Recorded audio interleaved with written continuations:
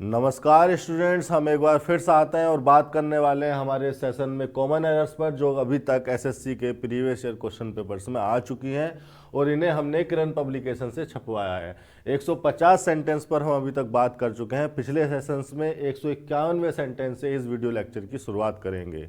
शुरू करने से पहले जो स्टूडेंट्स नए हैं मैं उनको बता देना चाहता हूं कि हम यहाँ पर सेंटेंसेस का सिंटैक्टिकल एनालिसिस करते हैं, और सिंटैक्टिकल एनालिसिस से मेरा मतलब है कि हम सेंटेंस की स्ट्रक्चर को, उसमें लिखे हुए प्रत्येक वर्ड को, उसके फंक्शन को और उसके फंक्शन के आधार पर उसका क्या पार्ट ऑफ स्पीच होना चाहिए, इन सब चीज़ों को डिस्कस करते हैं, इन सब चीज़ों पर बात करते हैं। कोई भी वर्ड, फ्रेज या क्लोज, इवन कॉमा भी किसी सेंटेंस में लगाया जाता है या लिखा जाता है तो उसका एक मीनिंग होता है, उसका एक फंक्शन होता है, और उस फंक्शन के आधार पर ही वो बिहेव करता है, उस फंक्शन के आधार पर ही उसका पार्ट ऑफ स्पीच भी तय होता है। तो वो वर्ड दूसरे शब्दों से किस तरह से रिलेटेड है, किस तरह के ग्रामेटिकल अरेंजमेंट को, किस तरह की ग्रामेटिकल स्ट्रक्चर को फॉलो किया गया है, किस स्पेसिफिक पर्टिकुलर मीनिंग को कन्वे करने के लिए, इन सब चीज़ों पर हम यहाँ पर बात करने वाले हैं। 151वें सेंटेंस से हम डिस्कशन की शुरुआत करते हैं। किरण पब्लिकेशन का 2023 एडिशन हम फॉलो कर रहे हैं। अगर आपके पास पुराना या नए एडिशन है, नए या पुराने दूसरे एडिशंस हैं, तो आप सीक्वेंस को मिला सकते हैं। 2023 किरण पब्लिकेशन का ये 151वां सेंटेंस है जो आपके सामने है। आप अपनी पुस्तक में भी देख सकते हैं और यहाँ पर भी देख सकते हैं। तो चलिए शुरू कर लेते हैं। ये देखिए आपके सामने लगा हुआ है वी। वी आपको पता है एक प्रोनाउन है। जब भी आपके सामने सेंटेंस में कोई प्रोनाउन लिखा हुआ आता है तो आपके दिमाग में तीन बातें सबसे पहले आनी चाहिए। वो ये कि या तो ये सब्जेक्ट के फंक्शन में हो सकता है, या ऑब्जेक्ट के फंक्शन में हो सकता है, या कॉम्प्लीमेंट के फंक्शन में होता है। देखिए प्रोनाउन तो इसका पार्ट ऑफ स्पीच है, इसका जो फंक्शन है वो या तो सब्जेक्ट का हो सकता है, या ऑब्जेक्ट का, या कॉम्प्लीमेंट का। मतलब ये या तो किसी सेंटेंस में कॉम्प्लीमेंट बन सकता है, या फिर ये ऑब्जेक्ट बन सकता है, या फिर ये सब्जेक्ट बन सकता है। अब अगर कॉम्प्लीमेंट इसको बनना है, कॉम्प्लीमेंट अगर किसी भी नाउन प्रोनाउन को बनना है तो लिंकिंग वर्ब के कॉम्प्लीमेंट होते हैं। एक्चुअली में लिंकिंग वर्ब के भी कॉम्प्लीमेंट नहीं होते, लिंकिंग वर्ब के साथ लिखे हुए कॉम्प्लीमेंट होते हैं। लिंकिंग वर्ब के कॉम्प्लीमेंट नहीं होते, लिंकिंग वर्ब के साथ लिखे हुए कॉम्प्लीमेंट होते हैं। लिंकिंग वर्ब लगाई जाती है लिंक करने के लिए कॉम्प्लीमेंट को सब्जेक्ट से। तो अगर ये कॉम्प्लीमेंट कह रहे हो, किसी प्रोनाउन या नाउन को अगर आप कॉम्प्लीमेंट कह रहे हो, तो उससे पहले लिंकिंग वर्ब लगी हुई होनी चाहिए। लिंकिंग वर्ब के बारे में मैं पिछले सेशंस में कई बार बता चुका हूँ, इससे रिलेटेड लेक्चर भी पड़े हुए हैं। वर्ब चैप्टर के प्ले लिस्ट में आपको ये लेक्चर मिल जाएंगे। डिस्क्रिप्शन में मैं इनका लिंक दे दिया करता हूँ। हाईली रिकमेंडेड लेक्चर्स हैं ये, आप जरूर देख लें। मेरे कहने का मतलब ये है कि अगर ये प्रोनाउन है तो प्रोनाउन के फंक्शन है आपके पास तीन, या तो ये कॉम्प्लीमेंट होगा, या फिर ये ऑब्जेक्ट होगा, या फिर ये सब्जेक्ट होगा।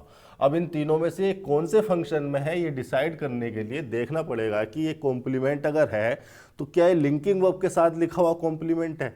अगर ये लिंकिंग वर्ब के साथ लिखा हुआ कॉम्प्लीमेंट होता तो इससे पहले कोई लिंकिंग वर्ब लगी हुई होती। लिंकिंग वर्ब इससे पहले नहीं लगी है, यानी कि be, become, go, get, grow, feel, smell, taste, look, seem, appear, turn, stay, remain, sound, keep, reach, prove, stand, lie, fall भी एक लिंकिंग वर्ब हो जाती है कुछ सिचुएशंस में।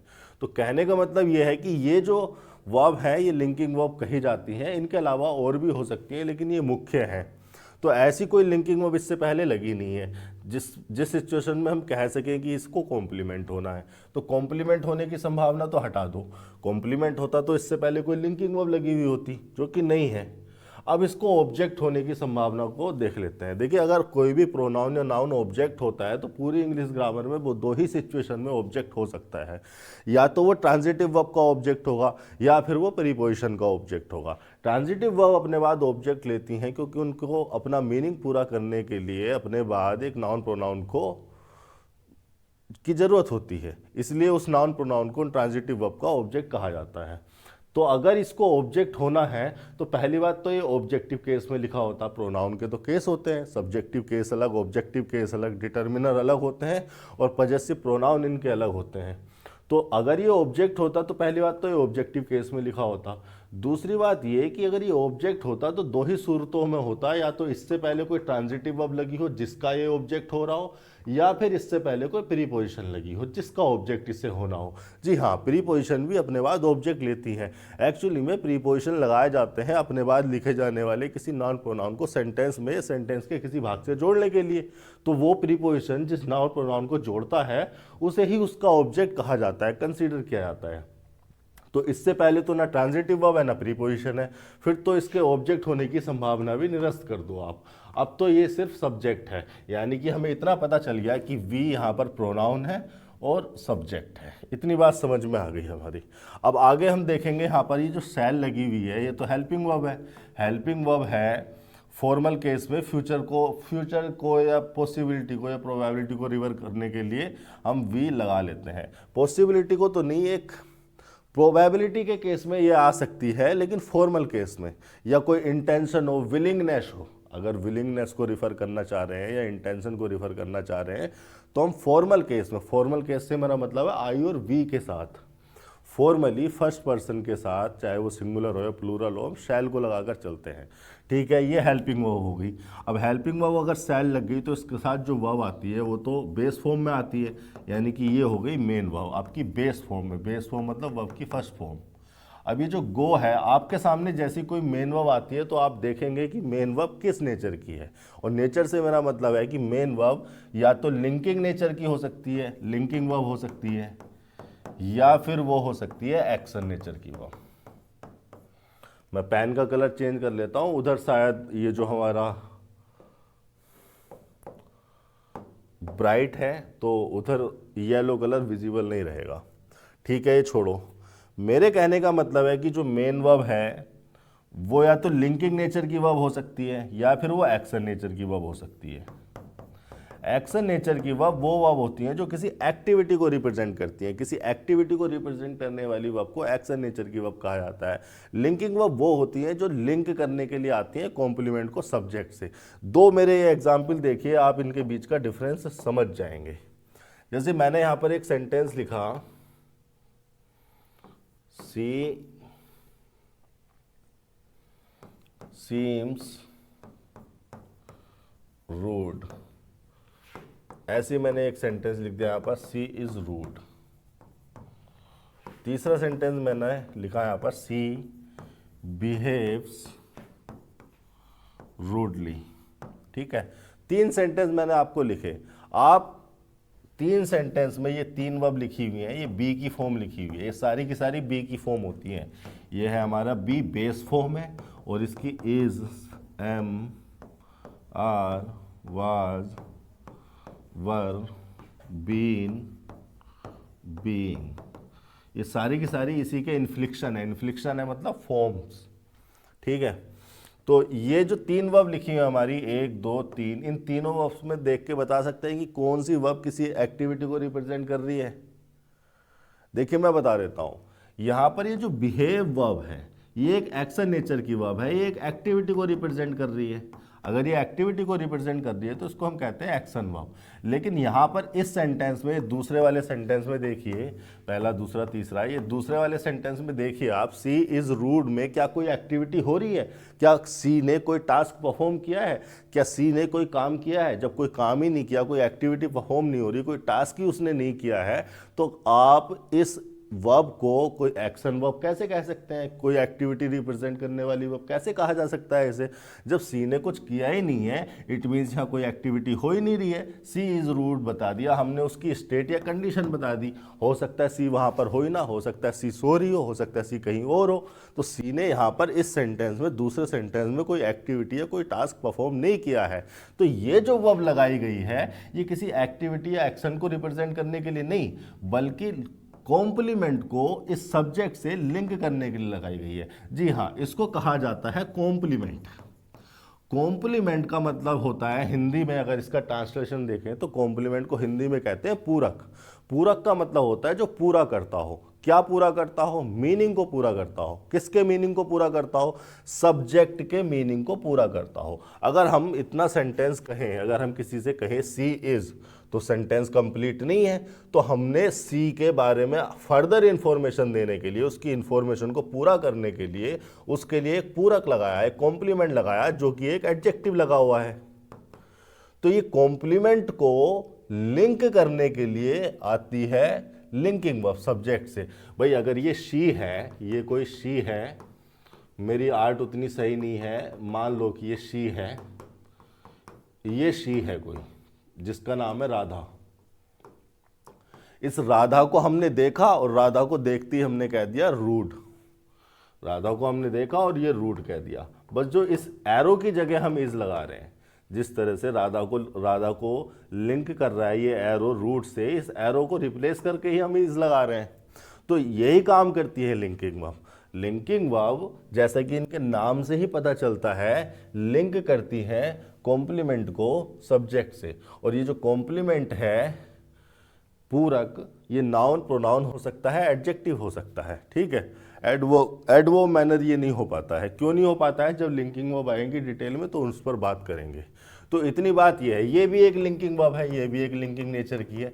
यहाँ पर भी सी ने कोई एक्टिविटी परफॉर्म नहीं की है, कोई टास्क यहाँ पर उसने परफॉर्म नहीं किया है, कोई एक्टिविटी को रिप्रेजेंट करने वाली वर्ब ये नहीं लगी है, लिंकिंग नेचर की वर्ब है। और आगे देखिए इसके भी एडजेक्टिव लगा है, ये एक एक्शन नेचर की वर्ब है। चूंकि ये एक एक्टिविटी को रिप्रेजेंट कर रहा है, एक्शन नेचर की वर्ब लगी है, तो यहाँ पर एडवर्ब मैनर लिखा हुआ भी आ सकता है। देखिए एडवर्ब मैनर लगाए जाते हैं किसी भी एक्शन का मैनर बताने के लिए। कोई भी जब एक्टिविटी होती है या की जाती है तो उसका एक ढंग होता है, उसको करने का या उसके होने का एक ढंग होता है, एक मैनर होता है। उस मैनर को बताने के लिए एडवर्ब मैनर लगाए जाते हैं। और ये एडवर्ब मैनर वर्ब का मैनर बताते हैं। चूंकि वर्ब के बारे में इंफॉर्मेशन देते हैं इसलिए इनको कहा जाता है एडवर्ब। चूंकि वर्ब का मैनर बताते हैं इसलिए इनको कहा जाता है एडवर्ब हो मैनर। तो इतना डिफरेंस है एक्शन नेचर की वर्ब में और लिंकिंग नेचर की वर्ब में।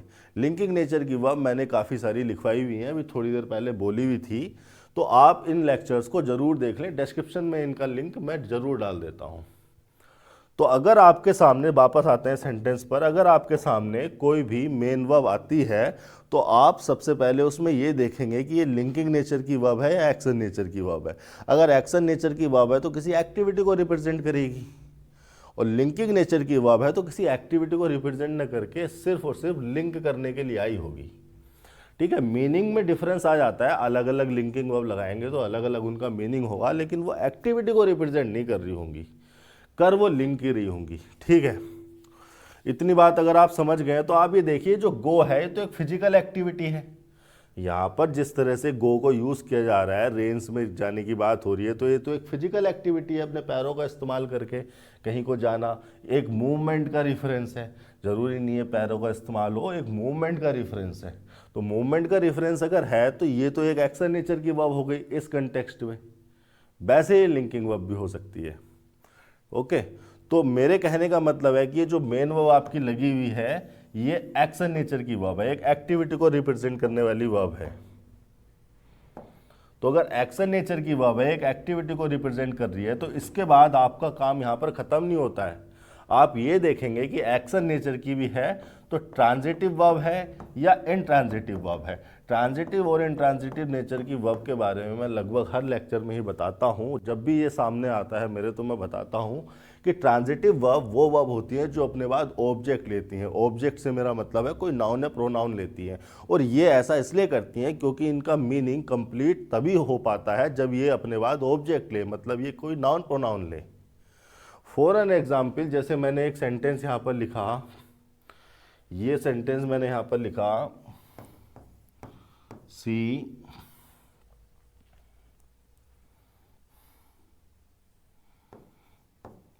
वॉच्ड।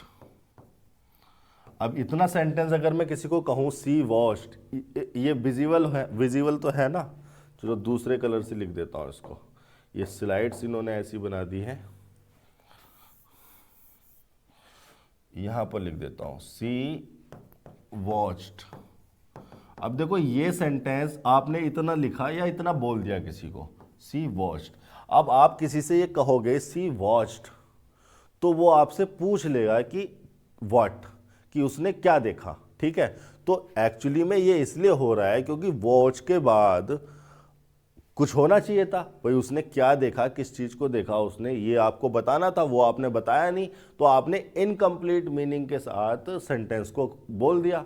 अब चूंकि सेंटेंस एक इनकम्प्लीट मीनिंग कन्वे कर रहा है, तो जो भी इस सेंटेंस को सुनेगा उसके दिमाग में क्वेश्चन मार्क बनेगा, और वो क्वेश्चन मार्क बनेगा व्हाट से रिलेटेड। अगर आप किसी से कहोगे इस सेंटेंस को सी वॉच्ड, तो वो उसके दिमाग में क्वेश्चन मार्क बनेगा व्हाट, या वो आपसे पूछ भी लेगा। आप कहोगे सी वॉच, तो वो आपसे पूछ लेगा व्हाट। तो ऐसे वर्ब जिनको अपना मीनिंग कंप्लीट करने के लिए इस व्हाट का रिप्लाई चाहिए, यहां पर कुछ चाहिए जो इस व्हाट का रिप्लाई हो, ऐसी वर्ब ट्रांजिटिव कही जाती है। आप यहां पर लिख दो अ मूवी, लिख दो अ लॉयन, लिख दो एन एलिफेंट, लिख दो। अगर आप ये सब लिख देते हो तब आपने व्हाट का रिप्लाई ही तो दिया।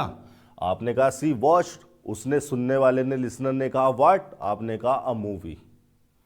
तो आपने सी वॉच्ड अ मूवी, ये जो नाउन यहां पर लिखा है, ये इस ट्रांजिटिव वर्ब का ऑब्जेक्ट ही आपने लिखा है। तो ट्रांजिटिव वर्ब वो वर्ब होती हैं जो अपने मीनिंग को कंप्लीट करने के लिए अपने बाद ऑब्जेक्ट मतलब नाउन या प्रोनाउन को लेती हैं। तो ये जो गो है, ये तो इनट्रांजिटिव नेचर की वर्ब है। इसके बाद तो कभी आपने ऑब्जेक्ट लिखा हुआ देखा ही नहीं होगा। क्या लिखते हैं आप, बड़े शौक से बचपन से लिखते हुए आए हैं, शी गोज टू स्कूल। 8वीं क्लास का पहला सेंटेंस ये होता है, पहला या दूसरा सेंटेंस 8वीं क्लास का ये होता है। वो इसलिए क्योंकि आप देखो गोज इनट्रांजिटिव नेचर की वर्ब है, इनट्रांजिटिव नेचर की वर्ब है तो ऑब्जेक्ट तो लेगी नहीं। एक्चुअली में इंट्रांजिटिव नेचर की वर्ब वो वर्ब होती हैं जो अपने मीनिंग को कंप्लीट कर लेती हैं बिना किसी ऑब्जेक्ट को लिए ही, यानी कि बिना किसी नाउन प्रोनाउन को लिए ही इनका मीनिंग कंप्लीट हो जाता है। आप अगर आगे आप अगर इतना सेंटेंस बोलते हो सी गोज, तो भी सेंटेंस का मीनिंग कंप्लीट है, क्योंकि इंट्रांजिटिव वर्ब थी, बिना ऑब्जेक्ट के अपने मीनिंग को कंप्लीट कर गई। लेकिन अगर आपको किसी नाउन को लिखना भी है तो आपको प्रीपोजिशन इंट्रोड्यूस करनी पड़ती है, और प्रीपोजिशन लगा के उस नाउन को सेंटेंस में जोड़ना पड़ता है। ये होती है इंट्रांजिटिव नेचर की वर्ब। तो गो तो हमारी इंट्रांजिटिव नेचर की वर्ब है, इंट्रांजिटिव नेचर की वर्ब है तो अपने बाद ऑब्जेक्ट तो लेगी नहीं, ले भी नहीं रही। आउट क्या है, आउट है adverb of place. Out refer कर रहा है आउटडोर को, आउटडोर को मतलब घर के बाहर का जो प्लेस है उसको आउट रिफर कर रहा है, यानी कि एडवर्ब प्लेस की तरह यहां पर आया है। ठीक है, इतनी बात हो गई। एडवर्ब प्लेस, देखिए एडवर्ब इसलिए क्योंकि वर्ब के बारे में बता रहा है कि ये वाली एक्टिविटी कहाँ होनी है। ये जो एडवर्ब प्लेस होते हैं सारे के सारे वेयर का रिप्लाई होते हैं, वेयर का। एडवर्ब प्लेस वेयर का रिप्लाई होते हैं। जिस प्रकार से ऑब्जेक्ट व्हाट का रिप्लाई होते हैं या हुम का, उसी प्रकार से जो एडवर्ब प्लेस है ये वेयर का रिप्लाई होते हैं। We shall go where out. ठीक है, आउट की जगह वेयर लगा के देखो, आउट और वेयर एक दूसरे को रिप्लेस कर सकते हैं। We shall go where out. तो ये जो आउट आपने लगाया है ये उस वेयर की जगह लगाया है, और ये आउट बता रहा है इस वर्ब के प्लेस को कि ये वाली एक्टिविटी कहाँ पर होनी है। चूंकि वर्ब के बारे में बता रहा है तो इसलिए एडवर्ब कहा जा रहा है, चूंकि वर्ब का प्लेस बता रहा है तो ये इसको कहा जा रहा है एडवर्ब प्लेस। इतनी बात यहाँ पर हो गई। वी शैल गो आउट, यहाँ तक इतनी बात हो गई, यहाँ पर कोई गलती नहीं है, सही है। अब आगे देख लेते हैं।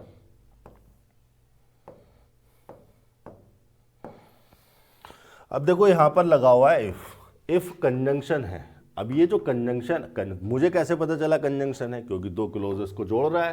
भाई मैं तो फंक्शन देखता हूं, मैं याद करके नहीं बैठा हूं कि इफ कंजंक्शन है या डज हेल्पिंग वर्ब है या ये नॉट एडवर्ब है। मैं तो फंक्शन देखता हूं। मैं कोई भी वर्ड मेरे सामने आता है तो मैं सेंटेंस में उसका फंक्शन देखता हूं, क्योंकि मुझे पता है किसी भी वर्ड का पार्ट ऑफ स्पीच कि उसे नाउन होना है, प्रीपोजिशन होना है, कंजंक्शन होना है, आप या मैं तय नहीं करते, ये निर्धारित करता है उस वर्ड का फंक्शन। जी हाँ, किसी भी वर्ड की कुंडली में नहीं लिखा होता कि वो नाउन प्रोनाउन प्रीपोजिशन होगा या क्या होगा, ये तय होता है उसके फंक्शन से। अगर उसका फंक्शन बदलेगा किसी दूसरे सेंटेंस में तो उसका पार्ट ऑफ स्पीच भी बदल जाएगा, उसका बिहेवियर बदल जाएगा।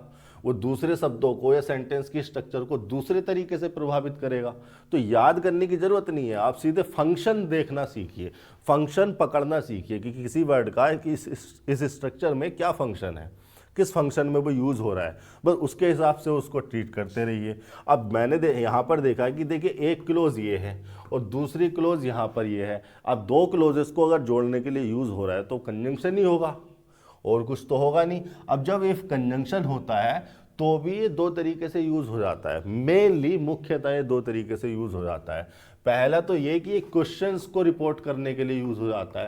भाई डायरेक्ट इनडायरेक्ट में आप जब किसी क्वेश्चंस को कन्वर्ट करते हैं तो आप इफ़ या वेदर लगा देते हैं ना, तो एक तो यूज़ वो हो गया इसका। ये यूसेस तो आपको भली बात ही पता है, आप सभी बच्चों ने डायरेक्ट इनडायरेक्ट किए होंगे। और क्वेश्चंस को जब आप रिपोर्टेड स्पीच में लिखते हैं, रिपोर्ट करते हैं, तो आप वहाँ पर इन्वर्टेड कॉमास को हटा के इफ़ या वेदर लगा देते हैं। तो एक तो यूज़ हो गया इसका ये।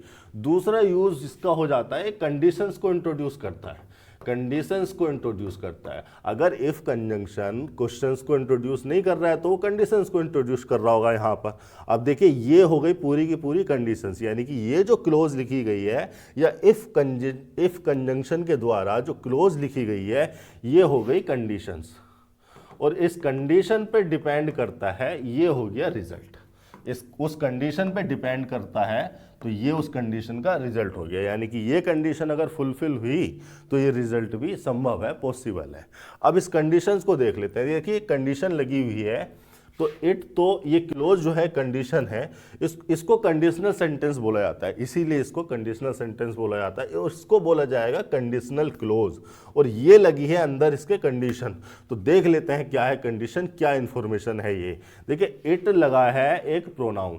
अब ये जो इट प्रोनाउन है, सब्जेक्ट प्रोनाउन है तो सब्जेक्ट भी बन सकता है, ऑब्जेक्ट भी बन सकता है, ये तो कहने की बात ही नहीं है। कॉम्प्लीमेंट भी बन सकता है क्योंकि प्रोनाउन है। अब यहाँ पर ये ऑब्जेक्ट तो हो नहीं रहा, क्योंकि ऑब्जेक्ट होता तो इससे पहले कोई ट्रांजिटिव वर्ब लगी होती या प्रीपोजिशन लगी होती। पूरी इंग्लिश ग्रामर में केवल ट्रांजिटिव वर्ब या प्रीपोजिशन के बाद ही ऑब्जेक्ट लिखा होता है। ठीक है, ट्रांजिटिव वर्ब अपने बाद ऑब्जेक्ट क्यों लेती हैं, अभी 5 मिनट पहले बताया है। और प्रीपोजिशन भी अपने बाद ऑब्जेक्ट लेती हैं। क्यों लेती हैं? क्योंकि वो लगाई ही नाउन प्रोनाउन को जोड़ने के लिए जाती हैं। तो जिस नाउन प्रोनाउन को जो वो जोड़ती हैं उसी को उनका ऑब्जेक्ट कहते जाता है। तो इससे पहले तो ना कोई ट्रांजिटिव वर्ब है ना प्रीपोजिशन है, तो ऑब्जेक्ट तो ये है नहीं। इससे पहले कोई लिंकिंग वर्ब भी नहीं लग रही, तो कॉम्प्लीमेंट भी इसको नहीं कह सकते। फिर तो निश्चित तौर पर ये सब्जेक्ट है। अब जब ये सब्जेक्ट होता है तब ये, या यूँ कहिए कि जब ये प्रोनाउन होता है तो ये थिंग्स को रिफर करने के लिए यूज़ होता है, यानी कि इट प्रोनाउन थिंग्स की जगह पर यूज़ हो सकता है। जैसे कोई थिंग है, जैसे मैं लिख दूँ पेन, तो पेन एक थिंग है। बुक, कोई बिल्डिंग लिख दूँ मैं, कोई होटल का नाम लिख दूँ, ताज होटल लिख दिया मैंने यहाँ पर। तो ये जितने भी थिंग्स हैं, उन थिंग्स को रिप्लेस करने के लिए हम इट को पर्सनल प्रोनाउन की तरह इस्तेमाल कर लेते हैं। जैसे ही लगाते हैं हम किसी मेल पर्सन के लिए, शी लगाते हैं हम किसी फीमेल पर्सन के लिए, यानी कि पर्सनल प्रोनाउन की तरह। जैसे राम है तो राम हमें पता है अगर मेल है तो हम उसके लिए ही यूज़ कर सकते हैं। ठीक है, शी यूज़ कर सकते हैं हम राधा के लिए, फीमेल पर्सन के लिए। तो उसी प्रकार से जो इट है ये थिंग्स के लिए पर्सनल प्रोनाउन की तरह काम करता है। लेकिन इसके अलावा ये वेदर, इवेंट्स, टाइम, डेट, इन सब चीज़ों को रिफ़र करने के लिए भी यूज़ हो जाता है। किस को? वेदर को, इवेंट्स को। वेदर लिख देता हूँ मैं यहाँ पर, WEATHER, वेदर मतलब मौसम। इवेंट्स है, कोई इवेंट्स को रिफ़र करने के लिए हो जाता है, डेट्स को रिफ़र करने के लिए हो जाता है। ठीक है, सीज़न भी इसमें आ गया वेदर में, तो टाइम को रिफ़र करने के लिए यूज़ हो जाता है। तो इन सब को रिफ़र करने के लिए भी हम इट को प्रोनाउन की तरह इस्तेमाल कर लेते हैं। तो यहाँ पर ये जो इट है, किसको? वेदर को रिफ़र करने के लिए यूज़ किया जा रहा है, क्योंकि रेन्स की बात हो रही है ना। तो अगर रेन्स की बात हो रही है तो it does not rains, we shall go out if it does not rain. हाँ ठीक है, वेदर को रिफ़र करने के लिए इट यहाँ पर यूज़ किया जा रहा है, प्रोनाउन है, सब्जेक्ट बन गया। अब आगे देख लेते हैं क्या लिखा है। देखिए आगे लिखी हुई है हेल्पिंग वर्ब। अब मुझे कैसे पता चला हेल्पिंग वर्ब लिखी हुई है? इसको हटा देता हूं मैं। देखिए इट हो गया सब्जेक्ट, चूंकि प्रोनाउन था तो सब्जेक्ट बन पाया। वेदर को रिफर करने के लिए यूज हो रहा है यहाँ पर, और यहाँ पर लिखी हुई है हेल्पिंग वर्ब, क्योंकि ये जो एडवर्ब लगा है, नोट एडवर्ब होता है, ठीक है, एडवर्ब के फंक्शन में नोट होता है और एडवर्ब यूज का पार्ट ऑफ स्पीच है। अब ये जो एडवर्ब लगा है, एडवर्ब लगाए जाते हैं मेन वर्ब से पहले। इट मीन्स ये जो रेन होनी चाहिए ये मेन वर्ब है, और अगर ये मेन वर्ब है तो इसको मैं हेल्पिंग वर्ब कंसीडर करके चलूंगा। यही तो स्ट्रक्चर होती है। अगर सेंटेंस में मेन वर्ब मौजूद है, और इस बात का सबूत ये है कि एडवर्ब लगा है और एडवर्ब नोट मेन वर्ब से पहले लगाए जाते हैं, इट मीन्स ये हो गई main verb.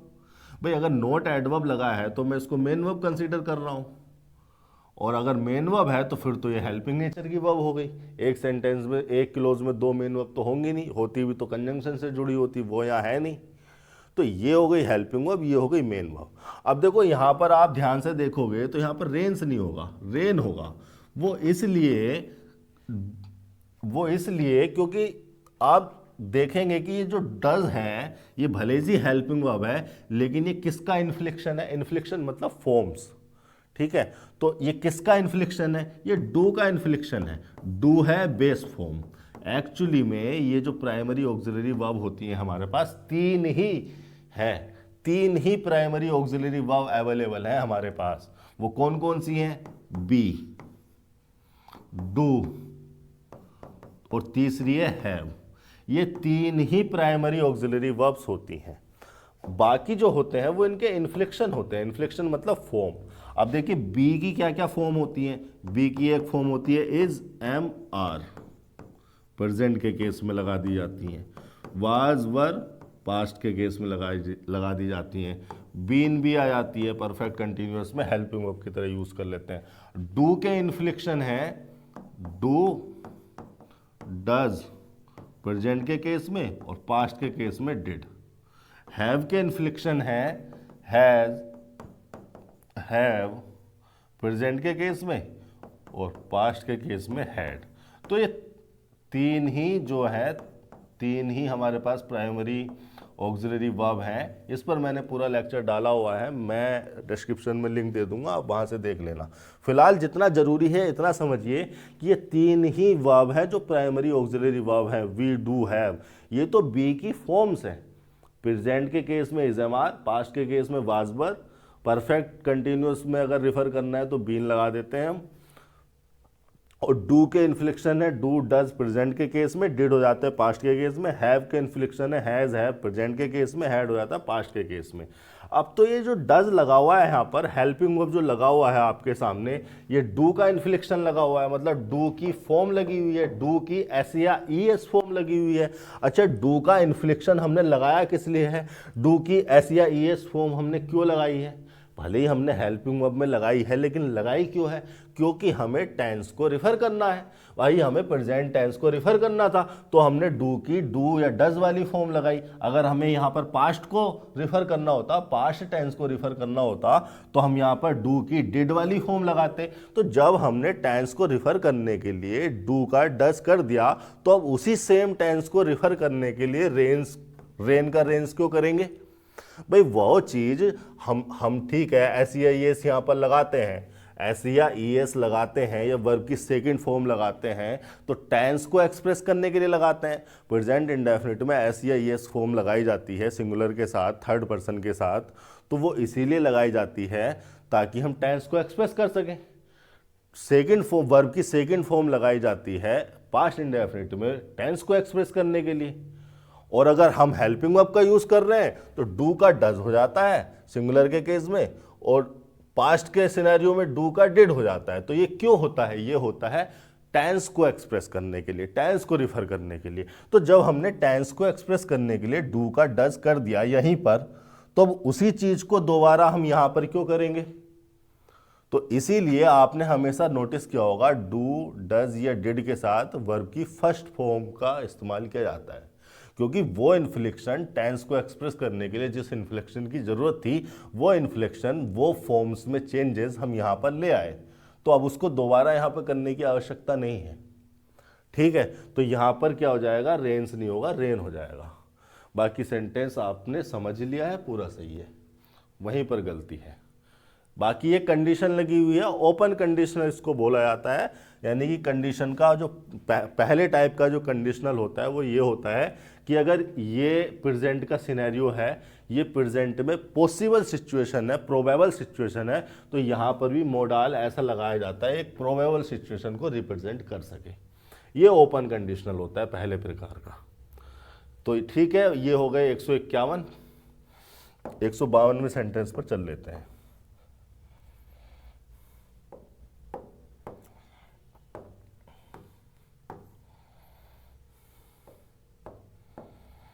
The speaker left the scene before long, no error. ठीक है, हम वही करना है, प्रत्येक वर्ड के फंक्शन को देखना है, उस फंक्शन के आधार पर उसका पार्ट ऑफ स्पीच तय करना है सबसे पहले। फिर उसके बाद देखना है कि वो दूसरे शब्दों को किस तरह से प्रभावित कर रहा है। फिर देखना है कि क्या ग्रामर की स्ट्रक्चर जो फॉलो की गई है वो सही है या नहीं। फिर देखना है कि ओवरऑल पूरी ग्रामर की स्ट्रक्चर से, पूरे ग्रामेटिकल अरेंजमेंट से क्या मीनिंग कन्वे किया जा रहा है। इन सारी चीज़ों को देखना है, हमारे सेंटेंस खत्म। देखिए, स्पीकर नाउन है, दा हो गया आर्टिकल। अभी सारे के सारे आर्टिकल जो होते हैं डिटर्मिनर ही होते हैं, और डिटर्मिनर लगाए जाते हैं डिटरमाइन करने के लिए नाउन को, तो इसीलिए नाउन से पहले आते हैं। और दा जिस प्रकार का डिटर्मिनर है ये डेफिनेट कर देता है। स्पेसिफिक स्पीकर की बात हो रही है, जो भी स्पीकर है हमें नहीं पता, लेकिन है, डेफिनेट कर दिया उसको, स्पीकर को। तो ये दा स्पीकर क्या हो गई, पूरी की पूरी नाउन फ्रेज हो गई। देखो, मैं नाउन फ्रेज इसको इसलिए कहता हूं क्योंकि नाउन तो केवल स्पीकर वर्ड था। अब ये दा स्पीकर तो नाउन फ्रेज है, ये तो फ्रेज कहो यार, ये तो शब्दों का समूह है, तो इसको कहा जाएगा नाउन फ्रेज। अच्छा, इस फ्रेज में एक वर्ड नाउन है, एक वर्ड आर्टिकल है, तो मैंने इसको नाउन फ्रेज ही क्यों कहा, आर्टिकल फ्रेज क्यों नहीं कहा, या डिटर्मिनर फ्रेज क्यों नहीं कहा? वो इसलिए क्योंकि ये जो फ्रेज है, ये जो शब्दों का समूह लिखा हुआ है ग्रामेटिकल अरेंजमेंट में, ग्रामेटिकल ऑर्डर में जो शब्दों का समूह लिखा हुआ है जिसको हम फ्रेज कह रहे हैं, इस फ्रेज का जो मुख्य वर्ड है वो तो स्पीकर ही है। द आर्टिकल तो स्पीकर के लिए आया है, ये स्पीकर दा के लिए आया है? नहीं, द आर्टिकल स्पीकर के लिए आया है। तो जो मुख्य वर्ड है वो स्पीकर है, दा उसके लिए आया है। तो जो दूसरे के लिए आया है वो मुख्य नहीं होगा, जो इंडिपेंडेंटली आया है फ्रेज में वो मुख्य होगा। ठीक है, तो अगर मेन वर्ड स्पीकर है तो पूरी फ्रेज का फंक्शन भी नाउन के जैसा होगा या नाउन का होगा, और पूरी फ्रेज का जो पार्ट ऑफ स्पीच हो गया वो भी नाउन हो गया। तो अगर ये नाउन फ्रेज हो गई तो फिर दिमाग में वही तीन चीज़ें आनी चाहिए कि अगर सेंटेंस में कहीं पर भी नाउन फ्रेज या नाउन लिखा हुआ है तो या तो वो सब्जेक्ट होगा या ऑब्जेक्ट या कॉम्प्लीमेंट। अब देखो, कॉम्प्लीमेंट होने का इसका कोई सिनेरियो है नहीं, क्योंकि कॉम्प्लीमेंट होता तो लिंकिंग वर्ब के साथ लिखा हुआ आता, यहाँ पर लिंकिंग वर्ब लिखी होती जो कि नहीं लिखी है। ऑब्जेक्ट भी इसे नहीं कह पाओगे क्योंकि इससे पहले कोई ट्रांजिटिव वर्ब या प्रीपोजिशन नहीं लगी है, फिर तो इसको सब्जेक्ट ही कंसीडर करना पड़ेगा। अब ये जो नाउन फ्रेज है द स्पीकर, ये हो गया आपका सब्जेक्ट। इतनी बात नक्की हो गई। आगे चलते हैं। लेफ्ट, लेफ्ट वर्ब की सेकंड फॉर्म लगी है। वर्ब की सेकंड फॉर्म मतलब पास्ट इंडेफिनिट लगा हुआ है। पास्ट इंडेफिनिट का मतलब पास्ट के किसी पॉइंट को रिफर किया जा रहा है। देखिए, पास्ट के पॉइंट से मतलब क्या है, मान लो कि आपने इस पॉइंट पर इस सेंटेंस को कहा या लिखा, तो ये पॉइंट है रिपोर्ट टाइम, क्योंकि इस टाइम पर आपने इस वर्ब को या इस सेंटेंस को रिपोर्ट किया। बाय डिफॉल्ट जो रिपोर्ट टाइम होता है वही प्रेजेंट का टाइम होता है। यही जो 1 सेकंड है, यही जो टाइम है, यही प्रेजेंट का टाइम है। जिस टाइम आप सेंटेंस को बोलते हो या जिस टाइम स्पीकर सेंटेंस को बोलता है, बस वही टाइम रिपोर्ट टाइम होता है, और वो रिपोर्ट टाइम ही बस केवल और केवल प्रेजेंट का टाइम है। उससे 1 सेकंड पहले पास्ट है, उसके 1 सेकंड बाद फ्यूचर है।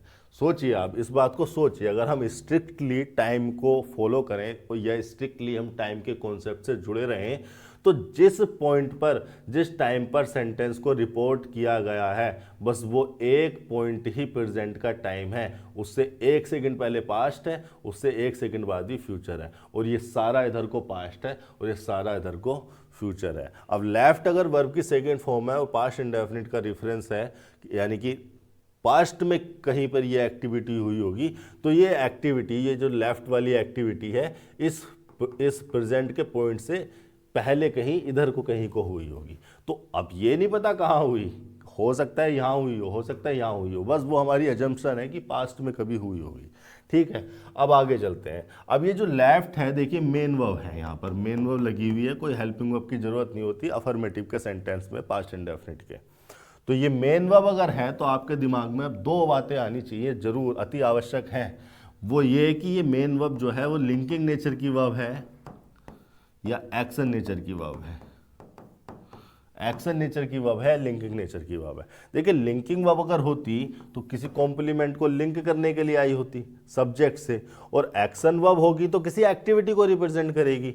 तो ये तो एक एक्टिविटी को रिप्रेजेंट करने वाली वर्ब है, तो फिजिकल एक्टिविटी है लेफ्ट। तो लेफ्ट क्या है, लीव की सेकंड फॉर्म तो लगा रखी है, तो ये तो एक एक्टिविटी को रिप्रेजेंट, मीनिंग से ही पता चल जा रहा है आपको। तो ये है एक्शन नेचर की वर्ब, लिंकिंग वर्ब ये है नहीं लेफ्ट। अब ये अगर एक्शन नेचर की वर्ब है तो अब आप ये देखेंगे कि एक्शन नेचर में भी ये ट्रांजिटिव है या इनट्रांजिटिव नेचर की वर्ब है। ट्रांजिटिव होगी तो अपने बाद ऑब्जेक्ट ले रही होगी, इनट्रांजिटिव होगी तो इसके बाद ऑब्जेक्ट नहीं आएगा। तो ये कैसी वर्ब है, देखिए लीव किया तो किसी चीज को ही तो लीव किया यहाँ पर। भैया आप अगर लीव करते हो तो किसी चीज को ही तो लीव करोगे, तो ये इसके बाद क्या है, एक ऑब्जेक्ट आना चाहिए, एक नाउन आना चाहिए। ठीक है, देखिए कई बार स्टूडेंट्स कहते हैं कि सर हमें वर्ब्स को देखकर पता नहीं चल पाता कि वो ट्रांजिटिव है या इनट्रांजिटिव है। तो मैं उनको बताता हूं कि आप वर्ब के बाद वाट लगाकर देख लिया वो, द स्पीकर लेफ्ट वाट। अगर वाट के रिप्लाई की आवश्यकता है तो इट मीन्स यहां पर कोई नाउन या प्रोनाउन होना चाहिए, यानी कि कोई ऑब्जेक्ट होना चाहिए। और वो ऑब्जेक्ट होगा क्या, वो इस ट्रांजिटिव वर्ब का ही तो ऑब्जेक्ट होगा। अगर यहां पर आपने देखा द स्पीकर लेफ्ट वाट और यहां पर वाट के रिप्लाई की आवश्यकता है, तो इट मीन्स यहां पर कोई नाउन या प्रोनाउन होना चाहिए। चूंकि वाट के रिप्लाई की आवश्यकता है, यहां पर वाट फिट हो सकता है। वाट अगर फिट हो सकता है तो वाट एक प्रोनाउन है, तो इसका मतलब अगर वाट एक प्रोनाउन होते हुए यहाँ स्ट्रक्चर में फिट हो सकता है, तो इसको रिप्लेस करने के लिए या इसको रिप्लेस करते हुए कोई नाउन प्रोनाउन भी यहाँ पर, दूसरा कोई नाउन प्रोनाउन भी यहाँ पर फिट हो सकता है, क्योंकि प्रोनाउन आते तो नाउन के लिए ही है। मेरी बात का मतलब समझ रहे हैं आप। आपने लगाकर देखा द स्पीकर लेफ्ट वाट, आपने वाट यहां पर लगाकर देखा, तो जब आपने यहां पर वाट लगाकर देखा तो आपको लगा, आपको ये सेंस आया कि हाँ वाट इस स्ट्रक्चर में फिट हो सकता है। तो वाट अगर इस स्ट्रक्चर में फिट हो सकता है, वाट खुद एक प्रोनाउन है, तो जब वाट एक प्रोनाउन है और वाट इस स्ट्रक्चर में फिट हो सकता है, तो कोई दूसरा प्रोनाउन, कोई दूसरा नाउन भी इस स्ट्रक्चर में फिट हो सकता है।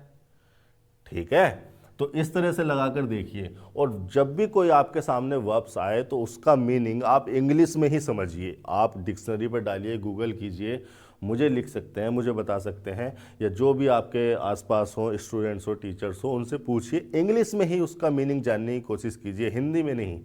इंग्लिश में ही उस वर्ब का मीनिंग जानने की कोशिश कीजिए और उस वर्ब से रिलेटेड 2-4 सेंटेंसेस पढ़िए। देखिए कि वो ट्रांजिटिव है या इंट्रांजिटिव है, या किस मीनिंग में वो ट्रांजिटिव है और किस मीनिंग में वो वर्ब इंट्रांजिटिव है। बहुत सारी वर्ब ऐसी होती हैं जो एक पर्टिकुलर स्पेसिफिक मीनिंग में ट्रांजिटिव हो जाती हैं और एक दूसरे पर्टिकुलर स्पेसिफिक मीनिंग में वो इंट्रांजिटिवली बिहेव करती हैं।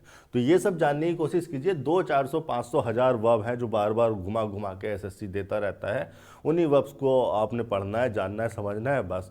उसके बाद दिमाग में एक साइंस, एक लॉजिक डेवलप हो जाएगा कि इस नेचर की वर्ब जो है ट्रांजिटिव होती हैं, इस नेचर की वर्ब इंट्रांजिटिव होती हैं। ठीक है, तो ये आप करना शुरू कीजिए। फिलहाल ये जो वर्ब है लेफ्ट, ये ट्रांजिटिव वर्ब है क्योंकि इसके बाद इसका ऑब्जेक्ट लिखा है, वाट का रिप्लाई लिखा है। ठीक है, ये ट्रांजिटिव वर्ब हो गई। इसका बाद इसका आ गया ऑब्जेक्ट। ये यहाँ तक बात हो गई, लेफ्ट द सीन तक। ये ऑब्जेक्ट क्या है, एक नाउन फ्रेज है, सीन हो गया नाउन, और ये लग गया इसके लिए आर्टिकल या डिटर्मिनर, इसको डेफिनेट करने के लिए, स्पेसिफिक करने के लिए। आगे बात कर लेते हैं।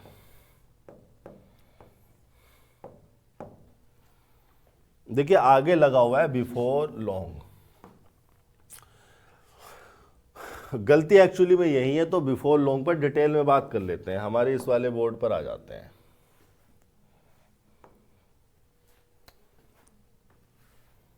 देखिए जो बिफोर लॉन्ग आपके सामने लिखा हुआ है सेंटेंस में भी और यहाँ पर भी मैंने लिख दिया, ये एडवर्ब ऑफ टाइम फ्रेज है, टाइम के बारे में बताने वाला एडवर्ब है। वर्ब के टाइम के बारे में बताने वाला एडवर्ब है, इसलिए इसको एडवर्ब ऑफ टाइम फ्रेज कहा जाता है। एडवर्ब ऑफ टाइम फ्रेज कह लो या एडवर्ब ऑफ टाइम कह लो, कुछ भी कह दो, कोई ज़्यादा फर्क नहीं आएगा। अब इसका जो मीनिंग होता है वो होता है सून। सून, या यूं कहिए कि ये इन द नियर फ्यूचर को रिफर करता है। सून का मतलब क्या है? In the near future. इसका जो डायरेक्ट मीनिंग आप लिखा हुआ देखोगे वो होता है सून। ये रिफरेंस करता है इन द नियर फ्यूचर, यानी कि नियर फ्यूचर में, करीबी भविष्य में कुछ होने वाला है। इन द नियर फ्यूचर को ये रिफर करता है, यहां पर लिख देता हूं, करता है। ठीक है, सून हो गया इसका मीनिंग, और इन द नियर फ्यूचर को रिफर करता है ये। इससे रिलेटेड इसके जैसी कुछ सिमिलर और भी फ्रेजेस हैं, जैसे ऐसे भी लिखा हुआ आ सकता है ये किसी सेंटेंस में, बिफोर टू लॉन्ग। ऐसे भी लिखा आ सकता है बिफोर वेरी लॉन्ग। ठीक है, ये इस तरह से भी लिखा हुआ आ सकता है। अब है चूंकि एडवर्ब फ्रेज है तो ये दो, टू और वेरी भी दो एडवर्ब ही हैं जो बीच में लगा दिए इसको एम्फेसाइज करने के लिए, इसकी अमाउंट बताने के लिए। लेकिन मीनिंग इनका भी यही रहेगा, शून, और यहाँ पर थोड़ा वेरी शून हो जाएगा, यहाँ पर टू शून हो जाएगा, और ये भी नियर फ्यूचर को ही रिफर करेंगे। मतलब सेम ही फ्रेज लिखी हुई है, before too long, before very long, before long, same ही फ्रेज लिखी हुई है। बस यहाँ पर एक टू एडवर्ब लगा दिया, वेरी एडवर्ब लगा दिया, इसको फर्दर मॉडिफाई करने के लिए, और मीनिंग में 19-20 का फर्क आएगा। बस वेरी लगा दिया तो वेरी सून का मीनिंग आ गया, टू लगा दिया तो टू सून का मीनिंग आ गया, लेकिन दोनों ही फ्यूचर को, तीनों ही फ्यूचर को रिफर कर रहे हैं। तो अगर फ्यूचर को रिफर कर रही है ये फ्रेज बिफोर लॉन्ग, आपके सेंटेंस में लिखी हुई है यहाँ पर बिफोर लॉन्ग, अगर फ्यूचर का रिफरेंस दे रही है, तब तो यहाँ पर लेफ्ट की जगह विल लीव कर देना चाहिए। अगर बिफोर लॉन्ग आपने लिखा हुआ है यहाँ पर, तो बिफोर लॉन्ग फ्यूचर का या नियर फ्यूचर का रेफरेंस दे रही है, तो लेफ्ट की जगह विल लीव कर देना चाहिए और सेंटेंस आपका सही। ठीक है, एक तो ये तरीका हो गया सेंटेंस को सही करने का। लेकिन जो आपके कॉम्पिटिटिव एग्जाम्स में क्वेश्चंस आते हैं, बिल्कुल सही है, बिल्कुल एकदम आपने देखा adverb of time, adverb of time के हिसाब से आपने वर्ब के टेंस को चेंज कर दिया। आपने देखा कि जो एडवर्ब ऑफ टाइम है फ्यूचर के टाइम की तरफ इशारा कर रहा है, इन द नियर फ्यूचर का रेफरेंस है, तो आपने उस टेंस को या वर्ब के उस टेंस को चूज किया, सिलेक्ट किया जो उस टाइम का रेफरेंस दे सके या उस टाइम के साथ अकॉर्ड में हो। तो आपने वर्ब की सेकंड फॉर्म पास्ट इंडेफिनिट से हटा के फ्यूचर इंडेफिनिट कर दी, बिल्कुल सही किया। लेकिन जो आपके कॉम्पिटिटिव एग्जाम्स में क्वेश्चंस आते हैं वो इस तरह से पार्ट में डिवाइड होते हैं, और बाय डिफ़ॉल्ट ये कंसीडर किया जाता है कि हम यहाँ से पढ़ते हुए चल रहे हैं तो जहाँ तक हमें सही मिल रहा है उसको सही मान रहे हैं। तो यहाँ से जब हम पढ़ते हुए चले तो यहाँ तो हमें सही मिला, लेकिन ये जो एडवर्ब ऑफ टाइम मिला ये उसके हिसाब से एडजस्टेबल नहीं है, उसके हिसाब से बैलेंस में नहीं है। तो अप्रोच हमारी ये रहती है कि हम पहले वाले को सही मानेंगे और बाद वाले में करेक्शन करेंगे, ना कि बाद वाले को सही मान के पहले वाले में करेक्शन करें। आप हर सेंटेंस में इसको लगाना है, और आपने ये ऑब्जर्व भी किया होगा कि बाद वाले में एरर की पॉसिबिलिटी है और सही वाले को, शुरू वाले को सही करने की पॉसिबिलिटी है। तो यही चूज़ किया जाता है कि जो पहले पढ़ते हुए आ रहे हैं, पहले जो अटेम्प्ट करते हुए आ रहे हैं, चेक करते हुए आ रहे हैं, इसको सही कंसीडर करके इस वाले में गलती निकालेंगे। तो इसको विल लीव सेंटेंस हमने यहाँ भी ठीक कर दिया था, बिल्कुल प्रॉपर सेंटेंस है। लेकिन चूंकि कॉम्पिटिटिव एग्जाम्स को देखते हुए हमारी अप्रोच ये रहती है कि इसको लेफ्ट ही रहने देना है, और बिफोर लॉन्ग चूंकि फ्यूचर के टाइम का रेफरेंस दे रहा है और वहां पर वर्ब हमने ऐसी लगाई हुई है जिसका टेंस है पास्ट का, तो उसको चेंज करने की बजाय इसको चेंज करो, इस एडवर्ब को चेंज करो। मतलब एक ऐसा एडवर्ब लगाओ जो उस पास्ट टेंस के हिसाब से एडजस्टेबल हो, बैलेंस में हो। समझ रहे हैं आप? ये तो फ्यूचर को रेफरेंस दे रहा है, फ्यूचर का रेफरेंस दे रहा है, नियर फ्यूचर का। तो यहां पर एक ऐसा एडवर्ब लगाया जाए जो कि उस वर्ब के टेंस के साथ अकॉर्ड में हो, जस्टिफाइबल हो। तो अगर वहां पे पास्ट इंडेफिनिट है तो पास्ट को रिफर करने वाला ही एडवर्ब यहां पर लगाया जाए। तो पास्ट को रिफर करने वाले एडवर्ब पर बात कर लेते हैं कि हमें कौन सा वाला यहां लगाना चाहिए। होते तो काफ़ी सारे हैं, कोई सा भी लगा सकते हैं, लेकिन ये जो वर्ड है ना एगो, इस एगो का मतलब होता है back in time, back in time from the present. ये जो एगो जो एडवर्ब है ये स्पेसिफिकली पास्ट की तरफ इशारा करता है। कैसे? वैसे तो हम यस्टरडे लगा दें, कुछ भी लगा दें, है ना, इन 2022 लगा दें, तो इन 2022 का मतलब ही तो पास्ट का टाइम हो गया, तो लगा तो कोई भी सकते हैं अगर पास्ट के टाइम को रिफर करना है, लेकिन एगो एक स्पेसिफिकली पास्ट के टाइम को रिफर करने के लिए ही बना हुआ एडवर्ब है। देखिए कैसे करता है ये पास्ट के टाइम को रिफर। एगो को अगर मीनिंग, एगो का मीनिंग अगर डालकर देखोगे तो लिखा हुआ आता है back in time from the present या बैकवर्ड फ्रॉम द प्रेजेंट, मतलब टाइम के रेस्पेक्ट में प्रेजेंट से बैक, या इसको ऐसे भी लिख देता हूं मैं, बैकवर्ड फ्रॉम द प्रेजेंट। अब लेट्स कंसीडर कि ये टाइम प्रेजेंट का है। कौन सा टाइम होता है प्रेजेंट का, आप बता सकते हैं? वो टाइम प्रेजेंट का होता है जब सेंटेंस को बोला जाता है। जब कोई स्पीकर या आप या मैं किसी सेंटेंस को बोलेंगे, किसी वर्ब को रिपोर्ट करेंगे, किसी सेंटेंस को रिपोर्ट करेंगे, केवल वही टाइम प्रेजेंट का होता है। बोलने के बाद का सारा टाइम फ्यूचर है और बोलने से पहले का सारा टाइम पास्ट है, 1 सेकंड पहले 1 सेकंड बाद में भी। ठीक है, तो ये प्रेजेंट का पॉइंट है जिस टाइम पे आपने किसी सेंटेंस को कहा होगा। तो इससे बैक की बात हो रही है, back in time from the present, तो इससे बैक तो ये सारा का सारा पास्ट ही है।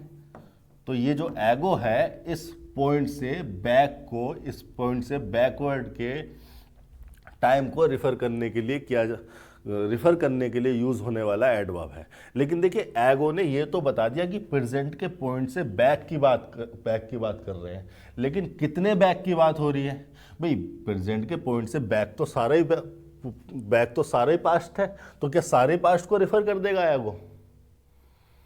भाई जब से यूनिवर्स की कल्पना की जा सकती है तब से लेके प्रेजेंट के पॉइंट तक, या प्रेजेंट के पॉइंट से लेके पीछे को सारा, बैक को सारा, जब तक यूनिवर्स की कल्पना की जा सकती है, सारा का सारा ही पास्ट है। तो ये बताना पड़ेगा ना कितने एगो की बात हो रही है। तो ये बताने के लिए यहां पर लिख दिया जाता है 2 years एगो या 5 years एगो, कुछ भी लिख सकते हैं आप, 2 weeks एगो। इस तरह के जो है फर्दर एडवर्ब लगा के इसको मॉडिफाई किया जाता है। एगो के साथ एक न्यूमरल्स को, एक यूनिट को लिखा जाता है ये बताने के लिए कि कितने बैक की बात हो रही है, 2 साल की, 5 साल की, 10 साल की, 2 हफ्ते की, 2 दिन की, कितने की, 2 महीने की। कोई भी यूनिट, कोई भी मेजरमेंट यूनिट आप यहाँ पर लगा सकते हैं जो टाइम की मेजरमेंट यूनिट हो। 2 years, 5 years, 10 months, 12 months, 2 week, 3 days एगो, है ना, 4 days एगो, 4 weeks एगो, 2 months एगो, 6 months एगो, 6 years एगो, 10 years एगो, 2 centuries एगो, 2 decades एगो, 4 decades एगो, कुछ भी लगा सकते हैं आप ये बताने के लिए कि कितने बैक की बात हो रही है। उसी प्रकार से अब देखो सेंटेंस में आप एगो लगा सकते हैं, यहाँ पर सेंटेंस में आप यहाँ पर एगो लगा सकते हैं। आपने बिफोर लॉन्ग की जगह एगो लगा दिया, चलो यहाँ पर थोड़ी सी जगह बना ली जाए आपके लिए। आपने बिफोर लॉन्ग को हटा के यहाँ पर एगो लगा दिया, तो लेकिन अब आपको ये भी लगाना पड़ेगा कि कितने एगो की बात हो रही है, कितने बैक की बात हो रही है। तो आप क्या 1 month लगाओगे, क्या 2 month लगाओगे, या 2 साल लगाओगे, या 10 साल लगाओगे, या 1 century लगाओगे? आप इनमें से कुछ भी नहीं लगा पाओगे, क्योंकि आपको सर्टेन तो है नहीं, ऐसा तो है नहीं कि ये आपके सामने हुआ है। आप तो ऑब्जेक्टिवली सेंटेंस को देख रहे हैं।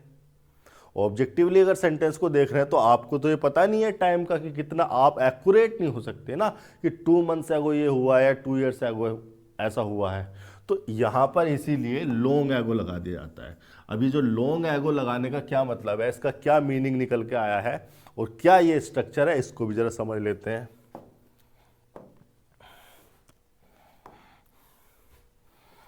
जैसे एगो के साथ लगा सकते हैं ना हम 2 years एगो, या 2 months एगो, या 3 weeks एगो। उसी प्रकार से लगा दिया गया है लॉन्ग एगो।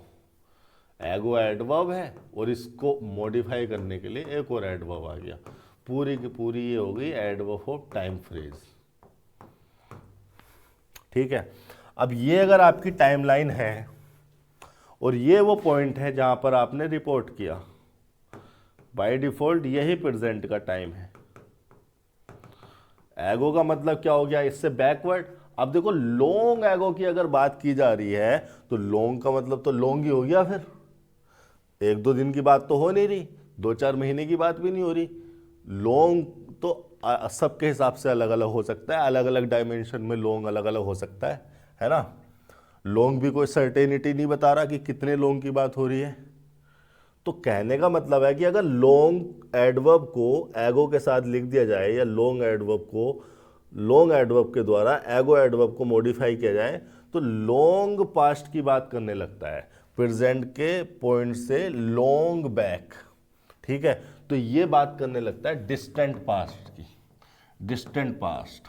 अब डिस्टेंट पास्ट में भी ये नहीं बताया जा रहा है कि 2 साल 5 साल या 10 साल, बस डिस्टेंट पास्ट की बात कर रहा है, मतलब आसपास की बात तो नहीं होगी। अब ये अपने हिसाब से कंटेक्स्ट के हिसाब से सिचुएशन के हिसाब से अज्यूम कर लो कि कितना डिस्टेंट पास्ट है, और ये होगी सारी की सारी एडवर्ब टाइम। ये रिफर करता है किसको, डिस्टेंट पास्ट को।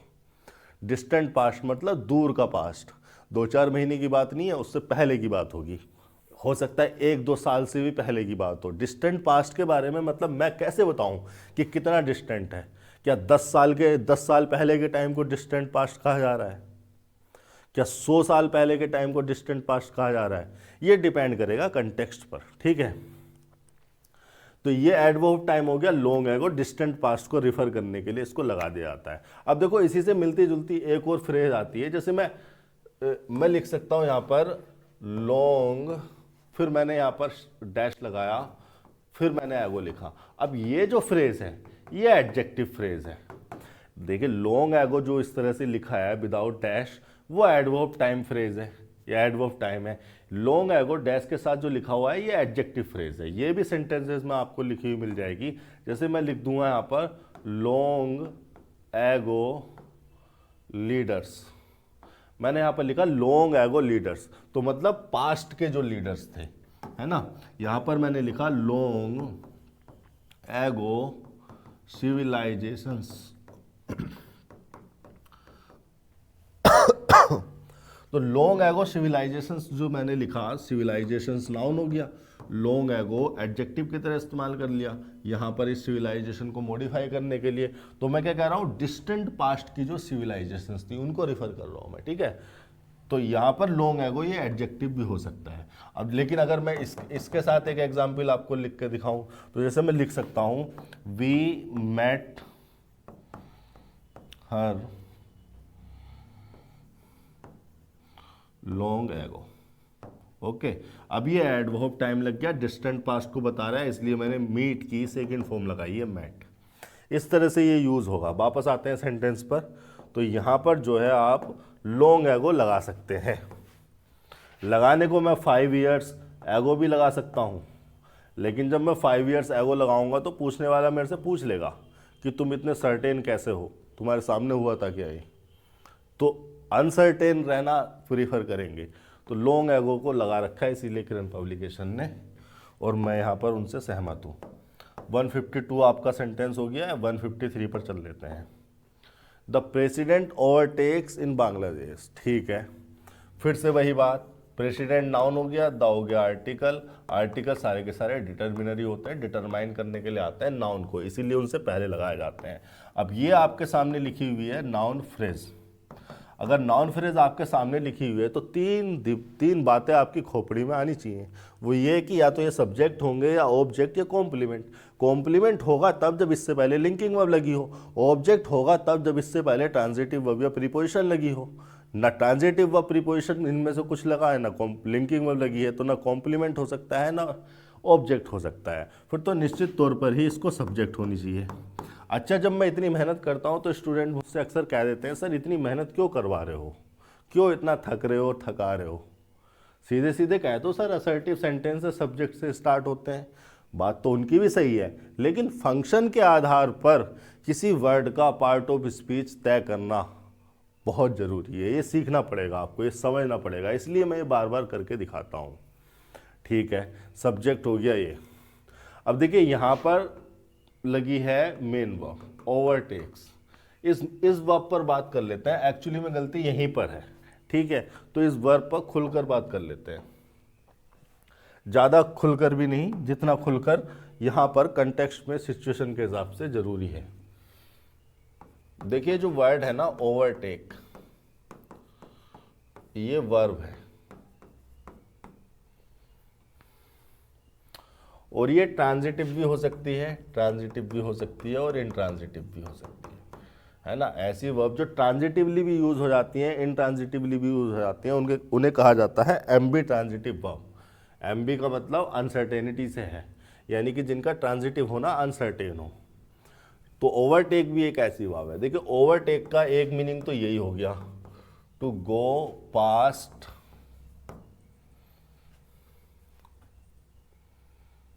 अ व्हीकल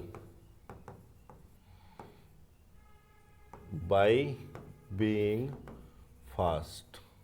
भाई आप कार ड्राइव करते हो या बाइक राइड करते हो, तो आप अपने आसपास वाली बाइक को जब पीछे निकाल कर आगे चले जाते हो तो आप कहते हो ना कि मैंने उसको ओवरटेक कर दिया।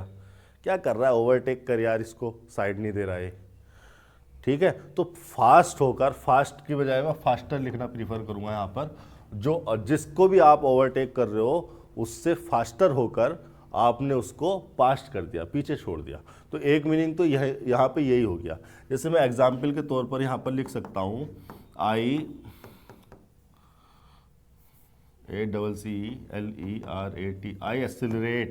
I accelerated to overtake the bus। बस वाला साइड नहीं ले रहा था, मैंने एक्सेलरेट कर दिया अपनी कार को या बाइक को। I accelerated to overtake the bus. तो ओवरटेक यहाँ पर क्या हो गई, ट्रांजिटिव वर्ब हो गई और इसका ऑब्जेक्ट आ गया ये हो गया पहला एग्जाम्पल जहाँ पर ये ट्रांजिटिवली यूज हो रही है। इसी मीनिंग में मैं इसको इंट्रांजिटिवली यूज भी कर सकता हूँ। जैसे मैं सजेशन दे सकता हूँ किसी को, मैं कह सकता हूँ you should not overtake on busy roads. तो ये ऑन प्रीपोजिशन मैंने लगा दिया बिजी रोड्स के लिए, क्योंकि रोड्स के लिए हम ऑन लगाते हैं। तो यहाँ पर ऑन बिजी रोड्स का मतलब मैं उस लोकेशन को, एडवर्ब प्लेस को बता रहा हूँ, और ओवरटेक को मैंने यहाँ पर इंट्रांजिटिवली यूज़ किया है। इसके बाद कोई ऑब्जेक्ट ही नहीं आ रहा। ठीक है, यहाँ पर ये इस तरीके से यूज़ हो सकता है ओवरटेक। ये इसका एक मीनिंग हो गया। दूसरा मीनिंग भी थोड़ा सा रिलेटेड है, बस देखिए यहाँ पर ये जो थोड़ा फिजिकल सेंस में है, to go past a vehicle by being faster, यहाँ पर एक फिजिकल मूवमेंट को रिफर कर रहा है। दूसरा मीनिंग भी लगभग ऑलमोस्ट सिमिलर है, लेकिन थोड़ा मेटाफोरिकल सेंस में है, एब्स्ट्रैक्ट सेंस में है। जैसे मैं यहाँ पर लिख सकता हूँ ओवरटेक का दूसरा meaning, to go past something by being greater. ठीक है, बाय बीइंग ग्रेटर। अब देखिए वहां पर सेम ही लिखा है मैंने, वहां पर फास्टर लिख दिया था, यहां पर ग्रेटर इन अमाउंट लिख देता हूं, bye being greater in amount और डिग्री, और थोड़ा स्पेसिफिक कर देता हूं डेफिनेशन को, ग्रेटर इन अमाउंट और डिग्री। किसी चीज में, मतलब किसी भी चीज को लेकर उसकी अमाउंट या डिग्री में ग्रेट होकर किसी चीज को पीछे छोड़ देना।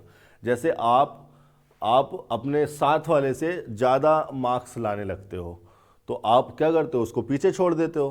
तो इस सिचुएशन में भी लिखा जा सकता है। जैसे मैं यहाँ पर लिख सकता हूँ, जैसे मैंने एक सेंटेंस लिखा है यहाँ पर, द OTTs का मतलब ओवर द टॉप प्लेटफॉर्म नहीं चल रहे हैं, ओवर द टॉप प्लेटफॉर्म जैसे Netflix, Amazon prime, Disney Hotstar और भी हो सकते हैं, मुझे इतने ही ध्यान आ रहे हैं। तो इनको ओवर द टॉप प्लेटफॉर्म्स बोला जाता है। ओवर द टॉप का मतलब जो इंटरनेट के द्वारा स्ट्रीम किए जाते हैं। टॉप का मतलब यहाँ पर इंटरनेट से है। तो the OTTs are overtaking the cinemas.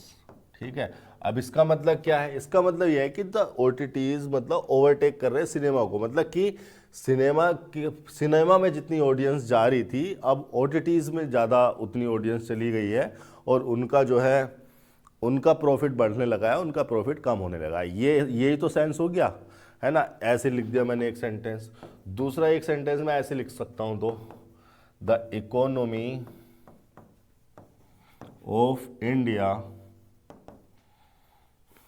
Overtook, verb की सेकंड फॉर्म यूज की मैंने, overtook that of the UK. That use किया मैंने इकोनॉमी के लिए। अब चूंकि इकोनॉमी को मैंने वहां पर यूज कर दिया नाउन बनाकर, तो मैं दोबारा उसको यहाँ थोड़ी ना लिखूंगा।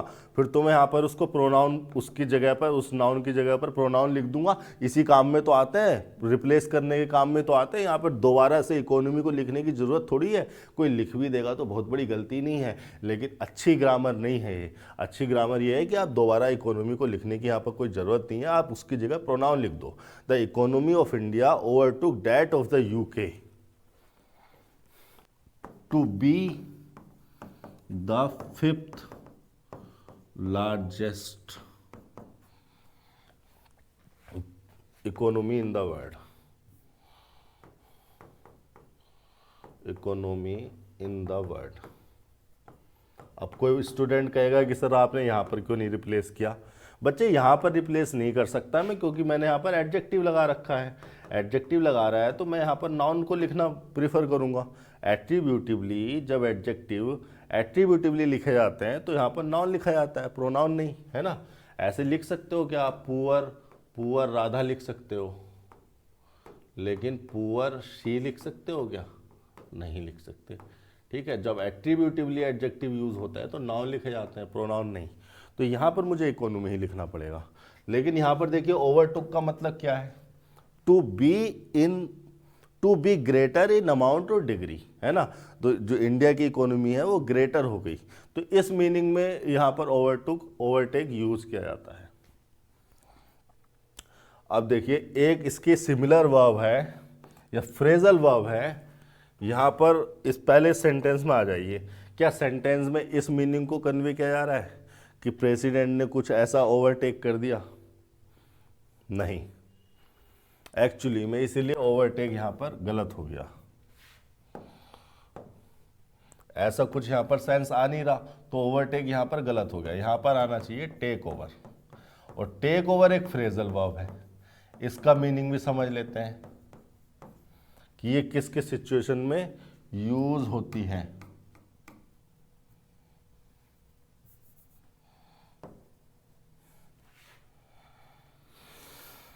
मैंने यहां पर लिखा take over. Take over transitive nature की वर्ब होती है, इनट्रांजिटिव भी हो जाएगी एक दो सिचुएशन में, और इसका मीनिंग होता है to get control of something. अब ये जो समथिंग है ना, ये कोई कंपनी भी हो सकती है, कोई ऑर्गेनाइजेशन भी हो सकती है, कोई ऑर्गेनाइजेशन, है ना, या कोई पॉलिटिकल पार्टी भी हो सकती है। पॉलिटिकल पार्टी भी सारी ऑर्गेनाइजेशन ही होती है, उसको अलग से लिखने की ज़रूरत नहीं है। ठीक है, कोई कंट्री भी हो सकती है। कंट्री कोई ऑर्गेनाइजेशन नहीं है, कंपनी नहीं है। कंट्री, नेशन, सोसाइटी हो सकती है। ठीक है, कोई जॉब या कोई रेस्पॉन्सिबिलिटी भी हो सकती है। कोई किसी की जॉब थी, हमने उसको कंट्रोल में ले लिया कि आज से ये काम हम करेंगे, तू निकल। रेस्पॉन्सिबिलिटी, पॉन्सिबिलिटी। ठीक है, समथिंग की जगह ये कुछ भी लिखा हुआ हो सकता है। तो किस सिनेरियो में क्या होगा, ये एग्जाम्पल्स के द्वारा मैं समझा देता हूं। देखिए जैसे मैंने यहां पर लिखा, द जुंटा organized द कू, इसको कू बोला जाता है, पहले मैं भी कूप ही बोलता था इसको, फिर एक मेरे दोस्त ने बताया कू होता है, ठीक है। The junta organize the coup and took over Myanmar. Myanmar की जो मिलिट्री है उसको जुंटा बोला जाता है, म्यांमार की जो मिलिट्री है उसको बोला जाता है जुंटा। तो the junta organize the coup and took over Myanmar, ठीक है। तो म्यांमार यहाँ क्या है, कंट्री की तरह रिफर किया जा रहा है। तो यहाँ पर टुक ओवर का मतलब क्या है, टुक ओवर का मतलब है to get control of this country without authority, without authority, कि बिना आपकी अथॉरिटी थी नहीं और आपने कंट्रोल में कर लिया। तो कंट्रोल में कैसे क्या होगा, बाय फोर्स। तो यहां पर टुक ओवर का मतलब आता है to get control without authority by force, कि बाय फोर्स आपने टेक ओवर कर लिया, ये मीनिंग यहां पर आ जाता है। एक सेंटेंस में ऐसे भी लिख सकता हूं, जैसे मैंने लिख दिया यहां पर, mister Adani took over NDTV last year. तो यहां पर बाई फोर्स तो उन्होंने किया नहीं है, यहां पर टुक ओवर का मतलब है तो यहां पर ये कि to get control of NDTV, लेकिन यहां पर उन्होंने बाई फोर्स तो किया नहीं है। तो यहां पर फोर्स का या अथॉरिटी का तो ऐसा कोई सेंस नहीं है। यहां पर टुक ओवर का मतलब होता है to get control of some company by buying most shares of it। उसके ज़्यादातर शेयर जो है आपने खरीद लिए और उसको टुक ओवर कर लिया, आपने उसको कंट्रोल में ले लिया, ये मीनिंग हो जाएगा। एक मीनिंग ये भी हो सकता है इसका, एक सेंटेंस ये भी हो सकता है, शी took over from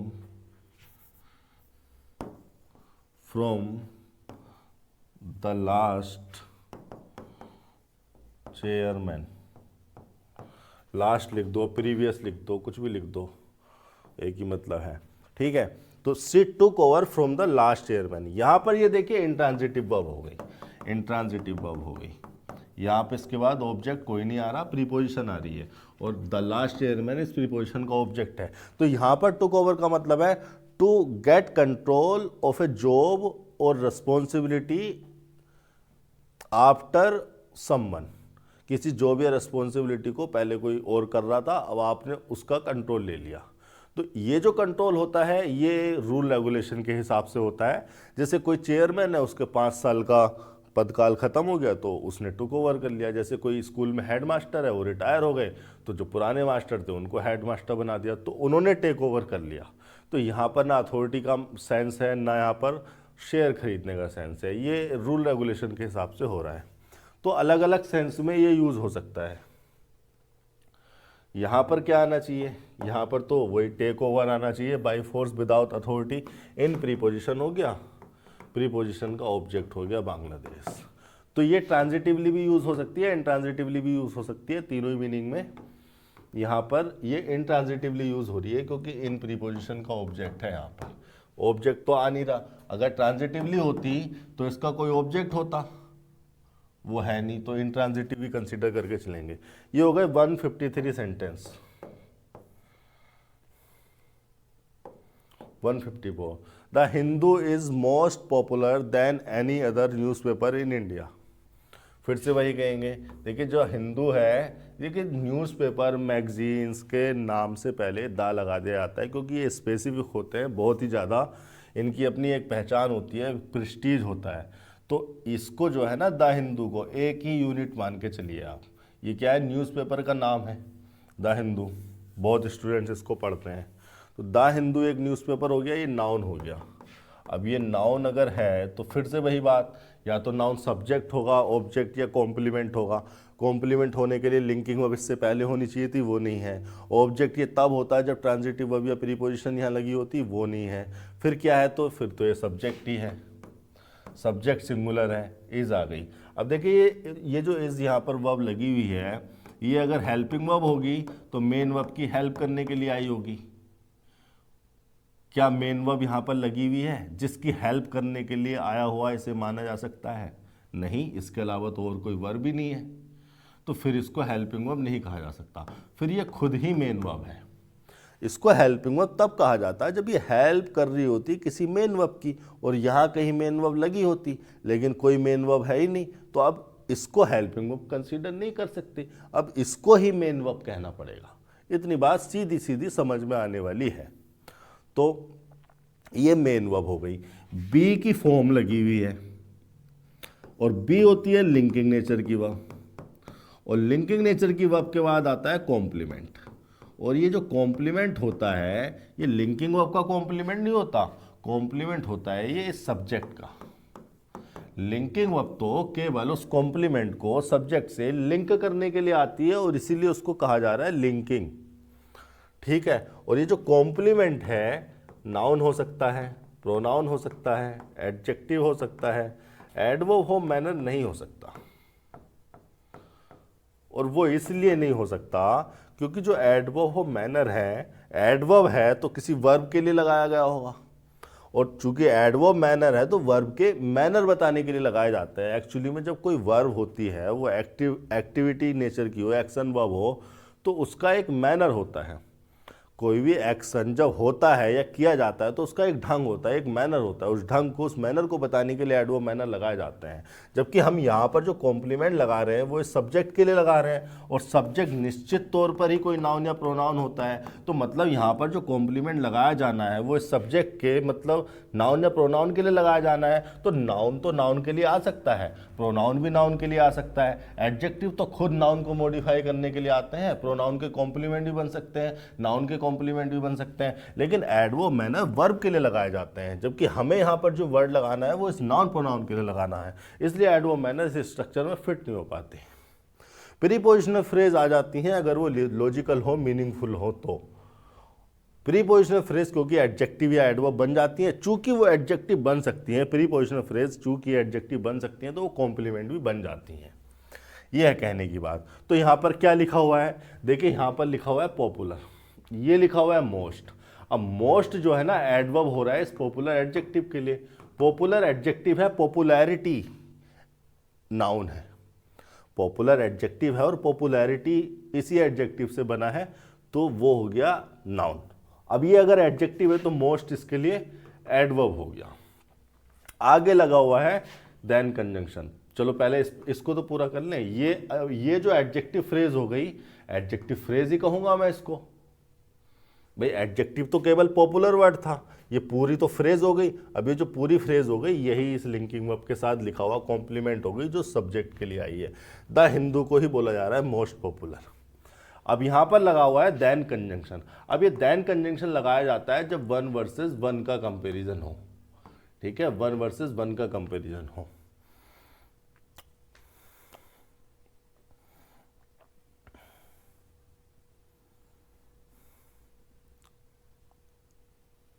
देखिए मैं आपको बता देता हूं कि जो देन है इसको ना थोड़ा सा डिटेल में समझ लेते हैं। आप ये तो बात आप समझ ही गए कि लिंकिंग वर्ब के बाद कॉम्प्लीमेंट लिखा हुआ है। ये जो देन यहाँ पर लिखा हुआ है ये कंजंक्शन भी हो सकता है और प्रीपोजिशन भी हो सकता है। ठीक है, प्रीपोजिशन होगा तो इसके बाद इसका ऑब्जेक्ट लिखा होगा, कंजंक्शन होगा तो ये जोड़ ही रहा होगा। तो अकॉर्डिंगली यहाँ पर इसको प्रीपोजिशन ट्रीट किया जाए या कंजंक्शन ट्रीट किया जाए, ये देखा जाएगा कि आगे इसके क्या लिखा हुआ है। Than any other newspaper in India. अब देखो इसको ना प्रीपोजिशन ही कंसीडर करना पड़ेगा आपको। Any other newspaper in India, any क्या है डिटर्मिनर, अदर भी क्या है डिटर्मिनर, न्यूज़पेपर नाउन हो गया। एक नाउन के लिए 2 डिटर्मिनर आ सकते हैं, बस उनको लिखने का एक ऑर्डर होता है। तो इसके बाद क्या लिखा हुआ है, एक नाउन फ्रेज लिखी हुई है, डिटर्मिनर प्लस नाउन। एक तो अगर नाउन फ्रेज यहाँ पर लिखी हुई है तो नाउन फ्रेज लिखे होने की वजह से इसको प्रीपोजिशन ही मानना पड़ेगा, और प्रीपोजिशन के बाद उसका ऑब्जेक्ट हो गया। कंजंक्शन इसको कहा जा सकता है दूसरी सिचुएशंस में। ठीक है, इन यहाँ पर एक और प्रीपोजिशन हो गया और ये प्रीपोजिशन का ऑब्जेक्ट हो गया यहाँ पर। अब देखिए गलती यहाँ पर है, जब आपने देन यहाँ पर लगा रखा है और वन वर्सेस वन का कंपैरिजन है, तो देन या तो प्रीपोजिशन हो या कंजंक्शन हो, लेकिन कंपैरिजन तो वन वर्सेस वन का होता है, तो उसके साथ कंपैरेटिव डिग्री को रिफर किया जाता है, सुपरलेटिव डिग्री को नहीं। तो यहाँ पर मोस्ट नहीं आना चाहिए, यहाँ पर आना चाहिए मोर। ये यहाँ पर गलती हो गई और ये हो गई इसकी स्ट्रक्चर। 154 सेंटेंस हमने कर लिया, अब चलते हैं 155वें सेंटेंस पर।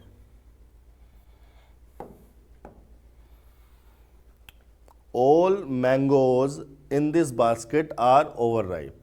ठीक है, मैंगोज यहाँ पर देखिए नाउन हो गया, ऑल आ गया इसके लिए डिटर्मिनर।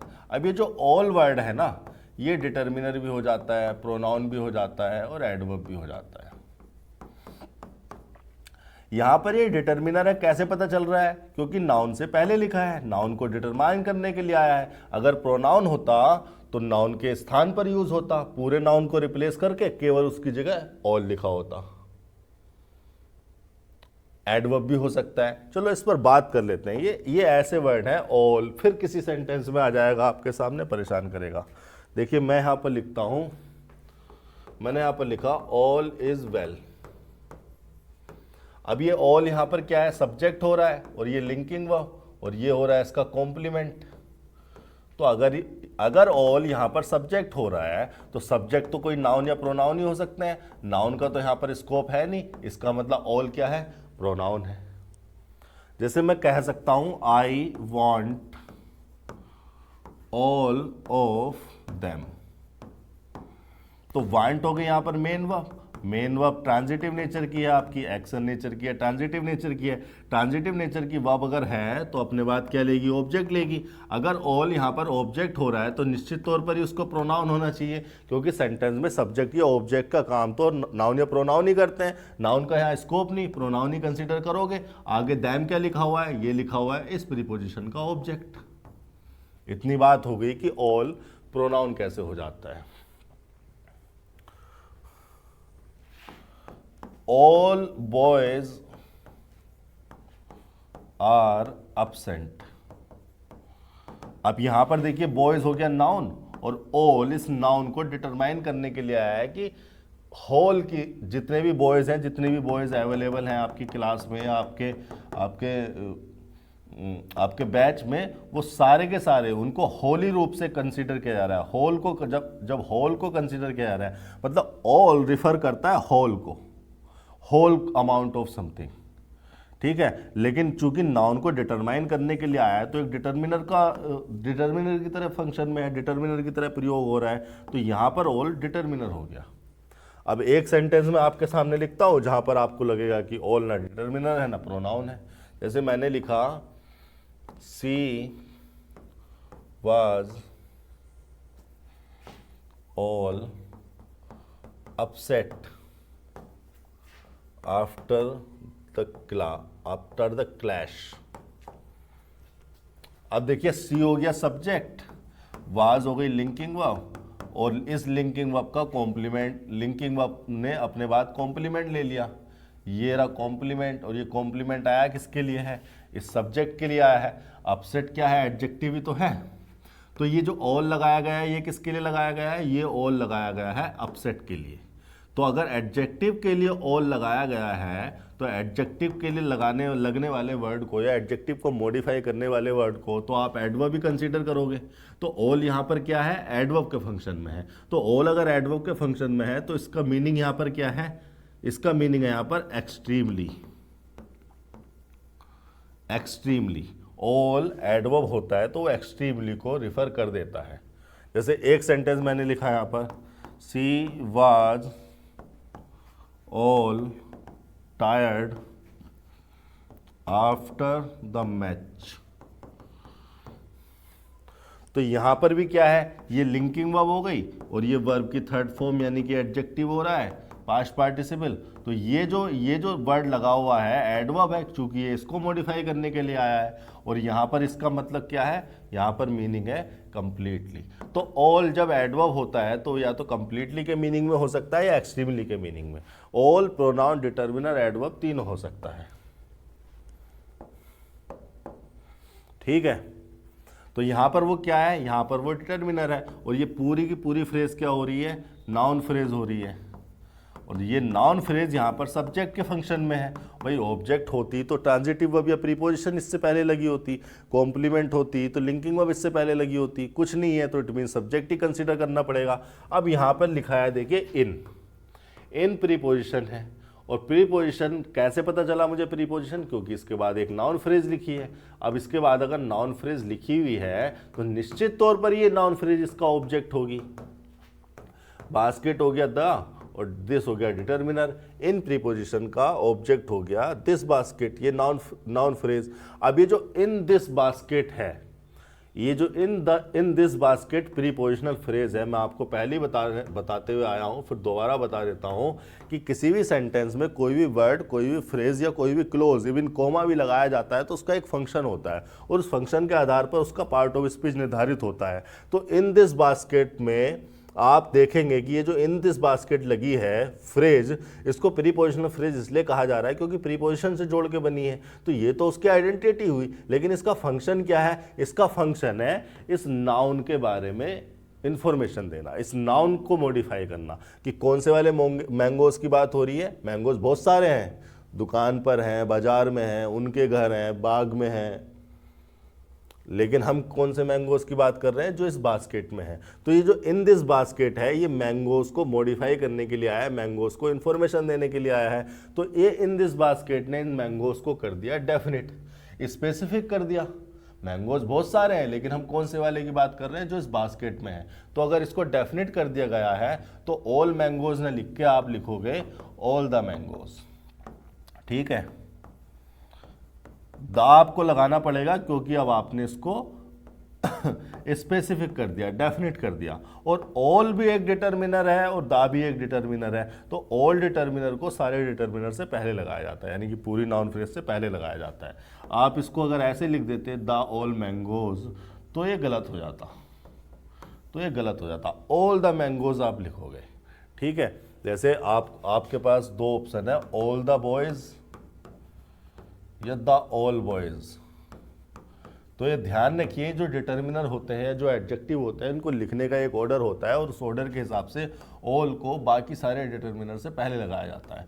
तो ये गलत हो गया, ये सही हो गया, ऑल द बॉयज सही हो गया, द ऑल बॉयज गलत हो गया। इतनी बात ध्यान रखेंगे आप। आर लगा दिया हमने, यहाँ पर मेन वर्ब है, क्योंकि हेल्पिंग वर्ब तो यहाँ पर है नहीं।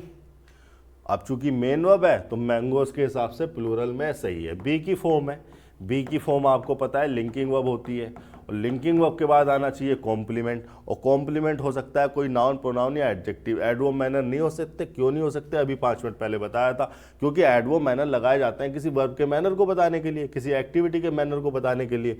लेकिन यहाँ पर जो कॉम्प्लीमेंट हम लगाते हैं वो तो हम सब्जेक्ट के लिए लगाते हैं, और सब्जेक्ट निश्चित तौर पर ही कोई नाउन या प्रोनाउन होता है। तो यहाँ पर जो भी कॉम्प्लीमेंट लगाया जाना है वो उस नाउन प्रोनाउन के लिए लगाना जाना है। तो नाउन आ सकता है किसी नाउन प्रोनाउन के लिए, प्रोनाउन किसी नाउन प्रोनाउन के लिए आ सकता है, एडजेक्टिव किसी नाउन प्रोनाउन के लिए आ सकता है।